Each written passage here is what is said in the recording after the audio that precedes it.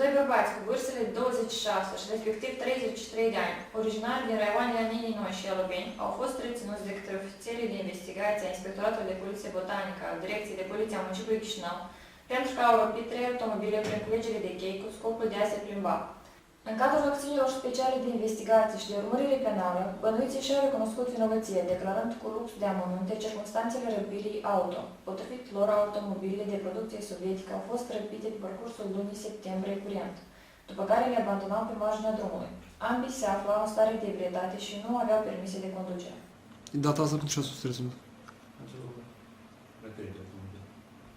Câte automobile ați răpit? Sară un automobil sau 200 de prima automobile. Cu ce scop? Nu cătăie. Și marca automobile? Moscovici, Jiguli și tot Jiguli. Cum ați intrat în mașină? Ușă. Deschis ușă. Cu? Cu sără. Cum ați pornit motorul? Da, probabil. Și unde l-a lăsat? Pe drum. Dar de unde le-ați răpit? Da, nu ce ai. Aveți permis de conducere? Nu. Cine conduce? Eu. Cum așa? Am învățat. Când? 14. În stare de ebrietate și făcut Nu. Ce fel de nebunie? autofor. Furt? Autofor. De automobil.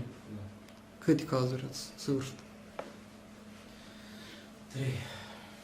Care a fost scopul nostru? Pur și simplu ne plimba așa cum înțeleg. După alcoolul în sânge. În acest context a fost dispusă pornirea urmăririi penale sub aspectul infracțiunii de răpire în mijlocului de transport, care prevede o pedeapsă cu închisoare pe un termen de la 3 până la 5 ani.